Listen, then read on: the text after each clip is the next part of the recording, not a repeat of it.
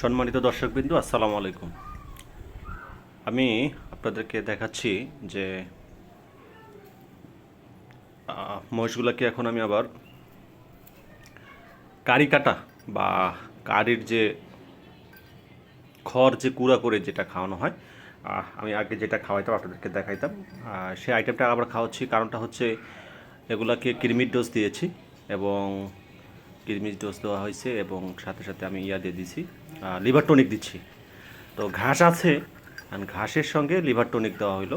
কারণটা হচ্ছে যে ঘাসের সঙ্গে তো লিভার টনিক দেওয়া যায় না, এই জন্যে এই কারি কাটার সঙ্গে আর কি লিভার টনিক দেওয়া হইলো, যাতে ওরা ঠিকমতো খেতে পারে এবং ভালোভাবে খেতে পারে। এই জন্য কারি কাটা খাওয়ানো হচ্ছে।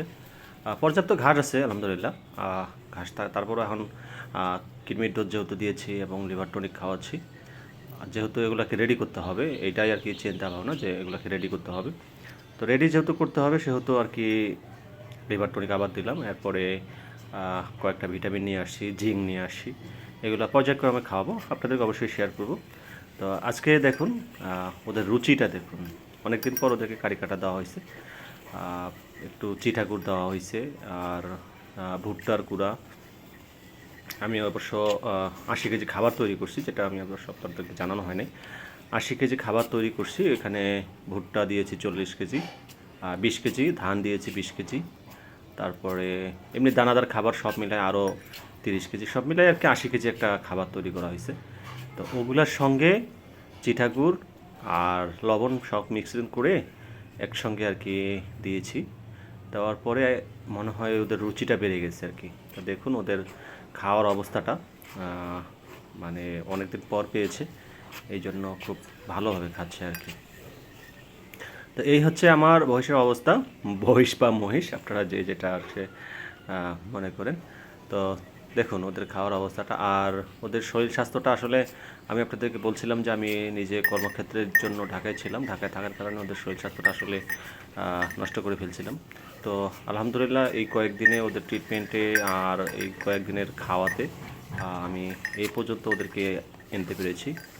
এখন এই জন্য আরও বিশেষ করে খাবার দাবারগুলো রেডি করলাম যে ওগুলোকে খাওয়াতে হবে।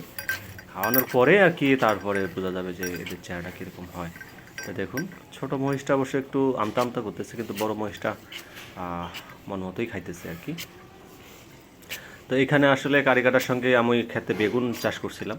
তো বেগুনগুলোতে খুব পোক, এই পোক থাকার কারণে বেগুনগুলো অবশ্য আমি ওই কারি কাটার সঙ্গে মিশ্রণ করে দিয়েছি, যাতে ওরা ভালোভাবে খেতে পারে। সালাদ হিসাবে আর কি ওইটা ওদেরকে দেওয়া হয়েছে। তো সালাদ মুখের মধ্যে লাগলে ওরা আসলে এটাকে খুব ভালোভাবে মজা করে খাচ্ছে এবং ভালো করতেছে আর কি। তো আর দেখা যাচ্ছে আমার বেগুনগুলো নষ্ট হয়ে যাচ্ছে, তো আমি কি করব, এগুলো তো সবজি, তো তাই ওদেরকে দেওয়া হয়েছে এবং ওরা খুব ভালোভাবেই খাচ্ছে আর কি। গত বছর আমি আপনাদেরকে দেখাইছিলাম যে কীভাবে পটল চাষ করেছিলাম, যখন পটল কীভাবে খাওয়াইতাম, আর এবার বেগুন চাষ করছি, বেগুন খাওয়াচ্ছি আর কি। তো এই হচ্ছে আমার মহিষের সর্বশেষ অবস্থা। আপনারা যারা ভিডিওটা দেখতেছেন অবশ্যই চ্যানেলটা সাবস্ক্রাইব করবেন, আর আমার ভিডিও যদি ভালো লাগে অবশ্যই কমেন্টে জানাবেন। আর আপনাদের আরও কোনো পরামর্শ যদি থাকে মহিষটা মোটা তাজা করানোর জন্য, তো অবশ্যই আমাকে জানাবেন, কারণ আপনাদের পরামর্শ আমার খুব ভালো একটা কাজে আসবে। যেহেতু মহিষটাকে আমি বিক্রি করব, মহিষ দুটাকে, তো ওদেরকে মোটা তাজা করতে হবে এবং সর্বোচ্চ দাম যেন আমি পাই, এটা আপনারা সহযোগিতা করবেন। তো সবাই ভালো থাকবেন, সুস্থ থাকবেন। আসসালামু আলাইকুম।